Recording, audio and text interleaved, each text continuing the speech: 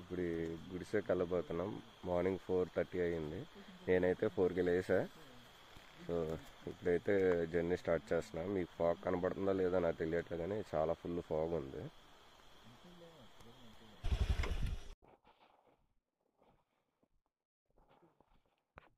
నా ఒక టికెట్ ఒకటి అదేంటి బండికి 100?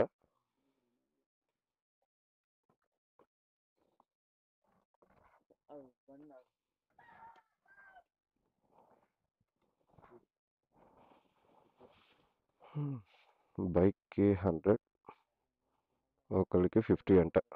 150.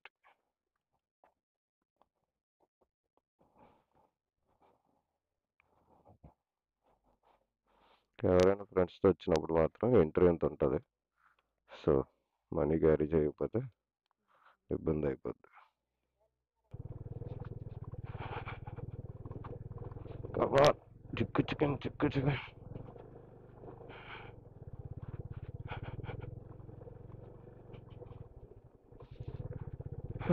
ఇక్కడ రోడ్డు కొంచెం బాగుంది. వాళ్ళు ఏం చెప్తున్నారంటే పైకి వెళ్ళే కొద్దీ ఇంకా భయంకరంగా ఉంటుంది అంట రోడ్డు.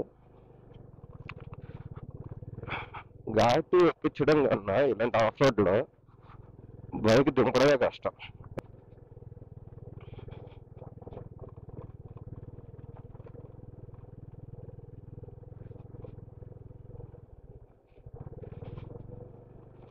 చేతులు ఫుల్ ఫ్రీజ్ అయిపోతున్నాయి.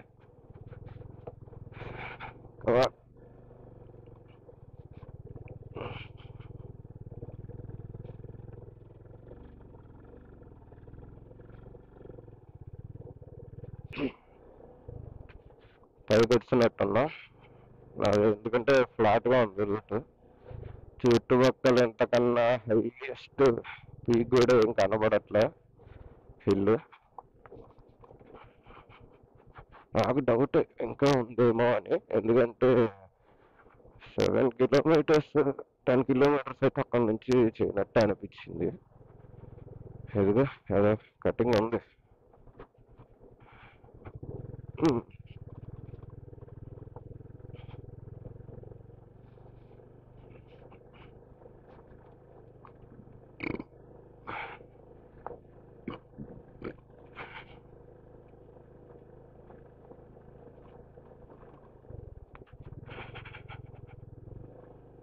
అంతే, నాకు తెలిసి వచ్చేసా.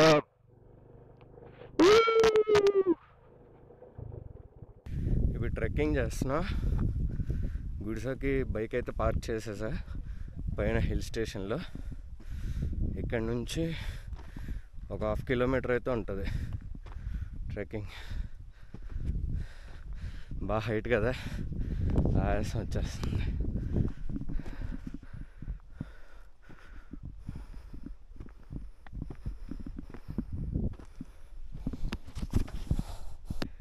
ఇక్కడ నుంచి అసలు వ్యూ చూసారు ఎంత బాగుందో. సూపర్ ఉంది, ఫుల్ ఫాగ్. ఇది వ్యూ పాయింట్. ఇక్కడికి వెళ్తే సన్ రైజ్ చూడొచ్చు. ఆల్మోస్ట్ వచ్చేసా, పైకి వెళ్ళి చూపిస్తా. ఇప్పుడు మనం గుడిసె వ్యూ పాయింట్ దగ్గర అయితే ఉన్నాం.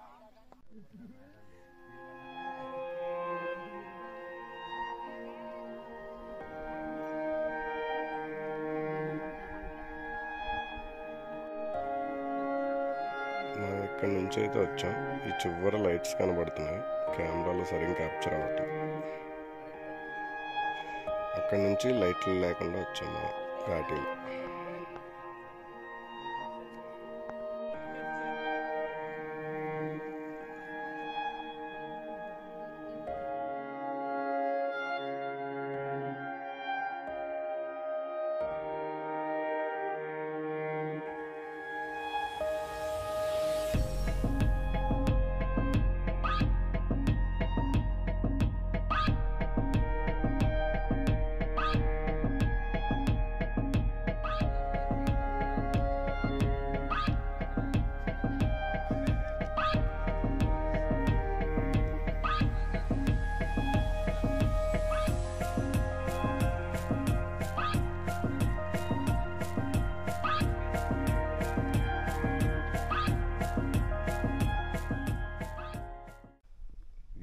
మాత్రం అసలు అవసరం ఉంది. ఇక్కడ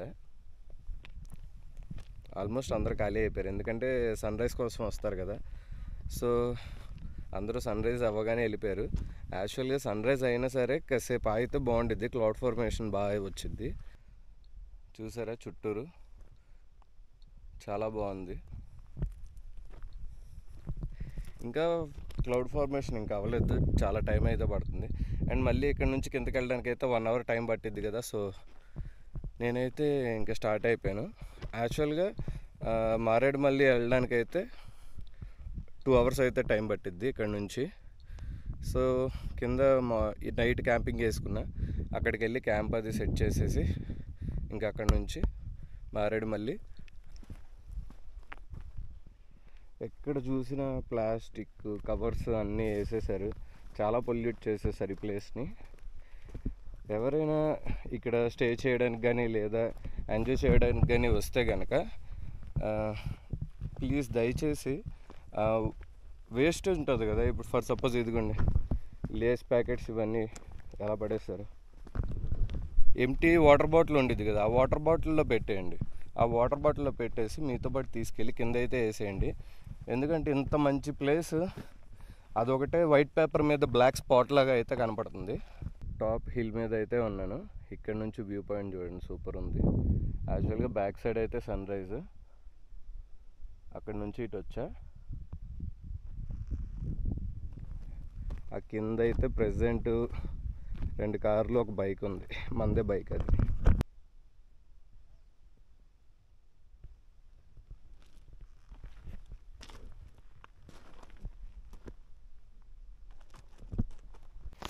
ప్రెజెంట్ అయితే వ్యూ పాయింట్ దగ్గర ఉన్నా. ఇక్కడ నుంచి చిన్న సౌండ్ అయితే వినబడుతుంది, వాటర్ ఫాల్ ఉంది కానీ ఇక్కడికి అయితే కనబడట్లా.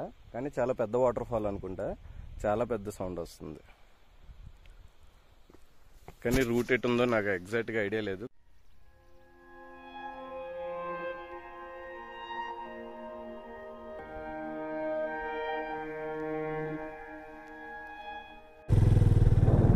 వ్యూ చూసారా అంత బాగుందో. ఆ ఎదురుగా పెద్ద కొండ కనపడుతుంది కదా, సన్ రైజ్కి అయితే ఆ కొండ ఎక్కి ఇప్పుడే దిగి వ్యూ పాయింట్ ఒకటి ఉంది ఇక్కడ ఇంకోటి, అక్కడికి వెళ్ళి అయితే వచ్చాను.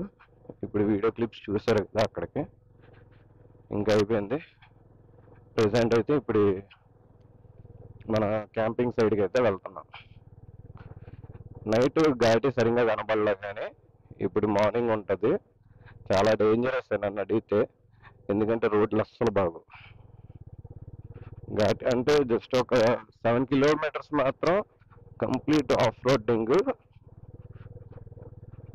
కష్టమే. అయితే మన డ్రైవింగ్ స్కిల్స్ని టెస్ట్ చేసిద్ది, అలా ఉంటుంది రోడ్డు. ఇప్పుడు వెళ్ళేటప్పుడు అక్కడ నుంచి వ్యూ కూడా చాలా బాగుంటుంది, చూద్దాం.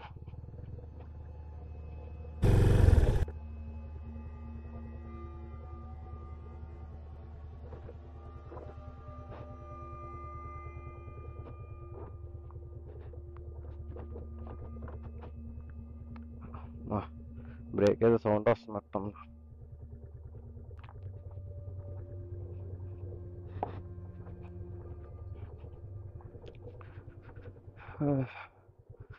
బ్రో మొత్తం ఫ్రెండ్స్ అందరు కలిసి వచ్చారు, 7 members అలా. ట్విస్ట్ ఏంటంటే వాళ్ళు కార్లో వచ్చారు. సో ఈ రోడ్డు చూసి ఇంక ఇది వెళ్ళదులే అని చెప్పి ట్రెక్కింగ్ అయితే చేసుకొని వచ్చేసారు. ఇంచుమించు 10 kilometers ట్రెక్కింగ్ చేశారు వాళ్ళు. ఇంకా పైకి వచ్చి వెళ్ళిపోయారు. సన్ రైజ్ కూడా అయిపోయిందంట. బాబో ఏంది ఈ రోడ్డు.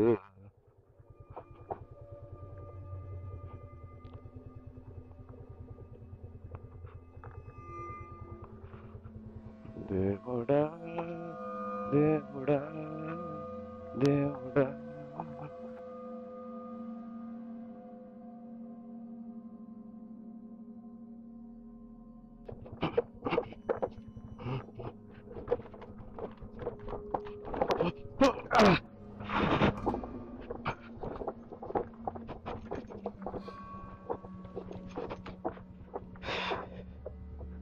My God. పడట్లే. ఈ రోడ్డు మీద అసలు జస్ట్ మిస్ పడాల్సింది, చాలా స్పీడ్గా వచ్చి స్కిడ్ అయిపోయింది కానీ పడలా.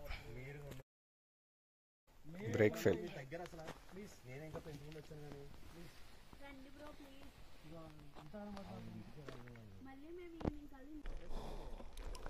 బ్యాక్ బ్రేక్ ఫెయిల్ అయిపోయింది.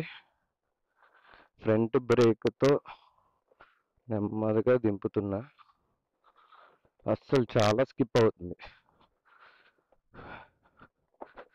ఎవరైనా వస్తే కింద దాకా వచ్చి బొలెరోతో వచ్చాడు. ఆల్రెడీ ఇక్కడ కపుల్స్తో వచ్చారు. వచ్చిన 3 బండ్లు పడిపోయి అంట నా బిఫోరే. నేను ఒక్కనే పడకుండా చూడాలి కిందకి వెళ్ళేసరికి ఏమైద్దా. తెలిసి ఘాటి ఫినిష్ అయిపోయి ఉంటుంది, రాళ్లతో ఉన్నది. ఇక్కడ నెమ్మదిగా వెళ్ళడమే మరి. ఇంకా బైక్ ఒకళ్ళది అయితే పల్సర్ బైక్, ఒక అమ్మాయికి అయితే బాగా గట్టిగా తగిలాయంట. అప్పుడు బొలెరో ఒకటి వస్తే అందులో పంపించారు. ఇంకా ఆ పల్సర్లో అయితే 10 మంది పట్టుకొని పైకి లాక్కొని రోడ్డు మీదకి తీసుకొచ్చారు.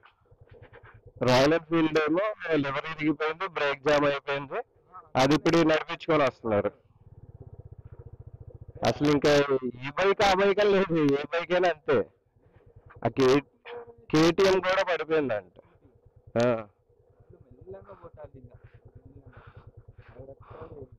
మొత్తం ఇంకా ఈ బండి ఆ బండి ఏం లేదు, ఏదైనా పడాల్సింది ఒకసారి ఇక్కడికి వస్తే.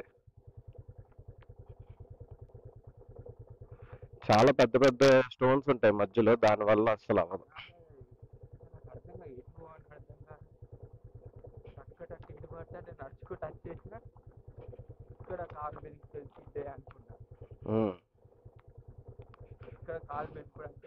ఇలాంటి రోడ్లు కన్నా మధ్యలో ఆ లోకల్స్ చెప్పారు చూడు, ఆ షార్ట్ కట్ లో బెటర్ అనిపిస్తుంది. లేకపోతే ఇన్ని రాళ్ళు ఉన్నాయి కదా, స్కిడ్ అయ్యిద్ది ఈజీగా. నడిసినా పడి కాలైనా పెనికేస్తాయి.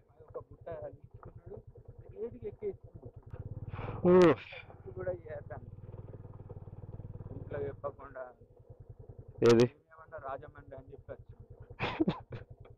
రాజమండ్రి అని చెప్పి ఇక్కడికి వచ్చారా? అవును, కార్లోనే కదా మీరు వచ్చింది, పర్లా. ఇంకా లేడీస్ తో వస్తే మనం ఏదో చేసుకోవచ్చు, కానీ లేడీస్ తో ప్రాబ్లం అయిపోద్ది ఇలాంటి ప్లేసెస్ లో.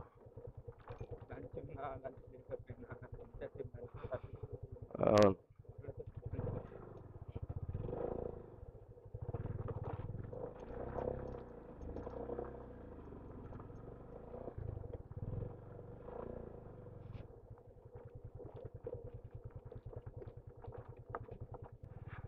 అది తలుచుకుంటే అసలు బైక్ ఎలా ఆగిందో నాకు అర్థం కావట్లేదు.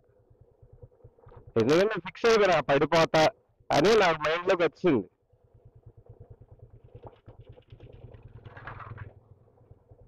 ఇంకా పడిపోతాను ఫిక్స్ అయ్యా.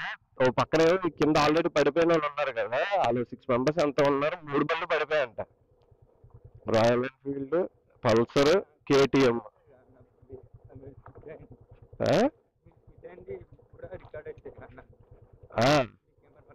జస్ట్ అప్పుడే రికార్డ్ ఆన్ చేశా కాబట్టి కంపల్సరీ రికార్డ్ అయ్యింది, చూడాలి. బాబాయ్ ఇంకా డేంజర్ అసలు, కంపల్సరీ చెప్పాలి అది. ఎందుకంటే పర్టికులర్ అని ఒక ప్లేస్ లేదు, మొత్తం పైనుంచి కింద దాకా అలాగే ఉండిద్ది. కాకపోతే ఎక్కేటప్పుడు ప్రాబ్లం ఉండదు. మన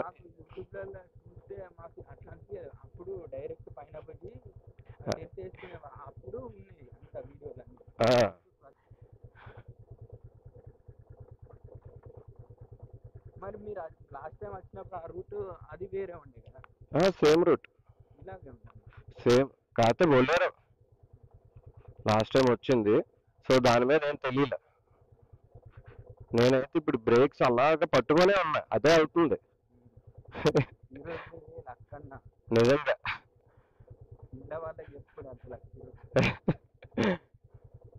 నేను అప్పుడే అనుకున్నా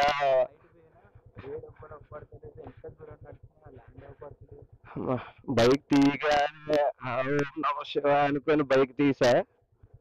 నిజంగా బండి ఆగిన తర్వాత అనిపించింది అమ్మా అని.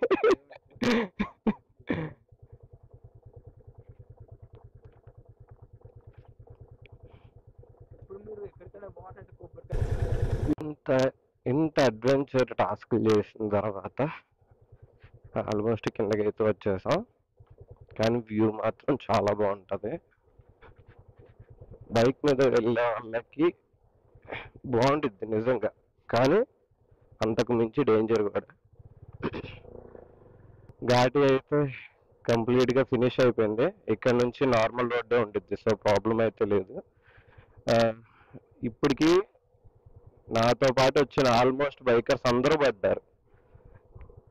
కాబట్టి ఇది నేను ఒక్కడనే ఏదో నిజంగా చెప్తున్నా, నాది కన్నా దేవుడి దయది. శివయ్య ఆపేసాడు నన్ను. నిజంగా చాలా లక్కీగా ఫీల్ అయ్యా నేనైతే. ఎందుకంటే చాలా డేంజర్. బైకర్స్ ఎవరైనా వద్దాం అనుకుంటే గనక చక్కగా క్యాంపింగ్ సైట్ వరకు రండి. అక్కడ దాకా వచ్చి క్యాంపింగ్ సైట్లో బైక్స్ అవి పెట్టేసి అక్కడ నుంచి బొలేరో మాట్లాడుకొని వచ్చేయడం బెటర్. బొలేరో అక్కడ నుంచి జస్ట్ 14 కిలోమీటర్స్ ఉంటుంది క్యాంపింగ్ సైట్ నుంచి. సో ఎవరైనా వచ్చే లెక్క అయితే చక్కగా బొలేరోలో రావడమే బెటర్. ఎందుకంటే అస్సలు కంట్రోల్ చేయలేం. ఎందుకంటే నాదైతే బ్యాక్ బ్రేక్ జామ్ అయిపోయింది. ఇంకా అలాగే దాన్ని కొట్టి కొట్టి కొడితే కొంచెం లూజ్ అయింది. కానీ వేరే కేటీఎంస్ వాళ్ళందరూ పడ్డాయి. అన్ని సైడ్లు అవి విరిగిపోయి, బ్రేకులు జామ్ అయిపోయి, ఫ్రంట్ ఫ్రంట్ బ్రేక్లు అవి విరిగిపోయి చాలా ప్రాబ్లం అవుతాయింది. ఇలాంటి ఏరియాలో అలా ప్రాబ్లం అయితే కనుక ఇంకే దగ్గరలో అయితే ఏ స్కోప్ లేదు. డైరెక్ట్ మారేడుమల్లి వెళ్ళి అక్కడ నుంచి మెకానిక్ తెచ్చుకోవాలి. లేదా ఎక్కడైతే బైక్ డ్యామేజ్ అయిపోయిందో అక్కడి నుంచి బొలేరోలోనే మాట్లాడుకొని, బొలేరో కోసం మళ్ళీ కిందకి వెళ్ళాలి. కిందకి వెళ్ళి మాట్లాడుకొని మళ్ళీ బైక్ వచ్చి బైక్ని తీసుకొని వెళ్ళాలి. చాలా పెద్ద టాస్క్ అది. సో నన్ను అడిగితే కనుక బైకర్స్ ప్రిఫర్ చేయకుండా ఉంటే బెటర్. చక్కగా క్యాంపింగ్ సైడ్ వరకు వచ్చి ఎంజాయ్ చేసి అక్కడ నుంచి బొలేరోలో వెళ్తే బెటర్. బొలేరోకి అయితే ఎక్కడి నుంచి అయినా సరే 3000 అలా 3500 అలాగైతే తీసుకుంటారు మొత్తం గ్రూప్కి. అంటే అందులో నాకు తెలిసి 7 మెంబర్స్ 8 మెంబర్స్ అలా పడతారు అనుకుంటా. 3-5 అలా తీసుకుంటారు. అలా అయితే బెటర్. ఇంకేదైనా సరే ప్రాబ్లమ్.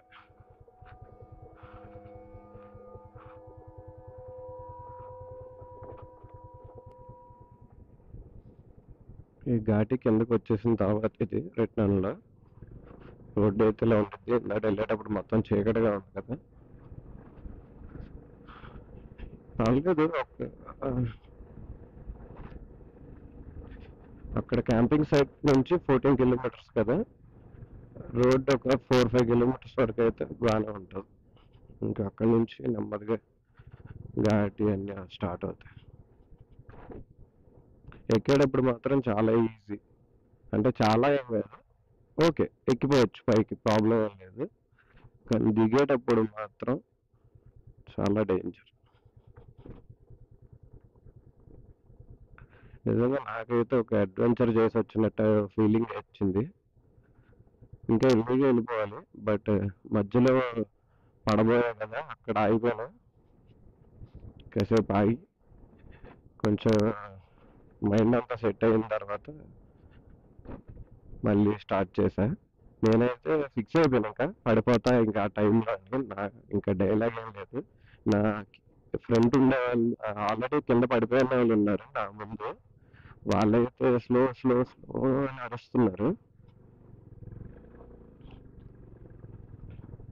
వాళ్ళైతే నాకన్నా ముందు పడిపోయిన వాళ్ళు అయితే ఉన్నారు కింద.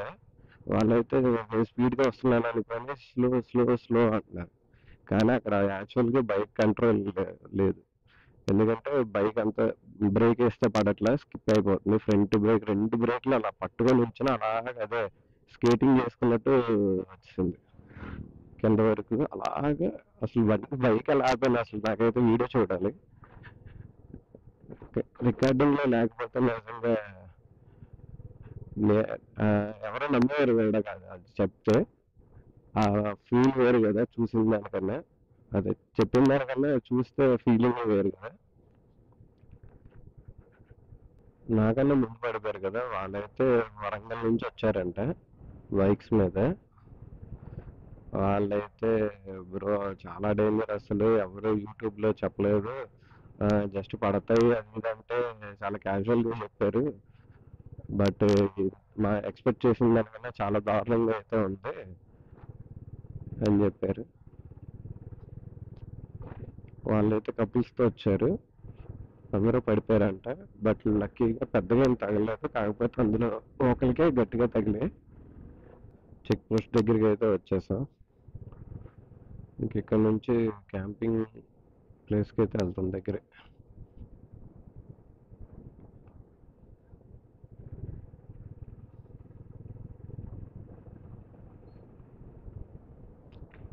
అక్కడ క్యాంపింగ్ క్యాంపింగ్ ప్లేస్లో లగేజ్ అది ఉంది, అంతా ప్యాక్ చేసుకొని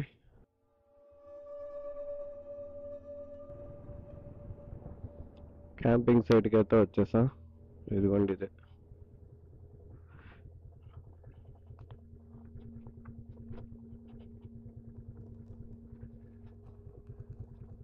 ఈ చిన్న టెంట్ మంది.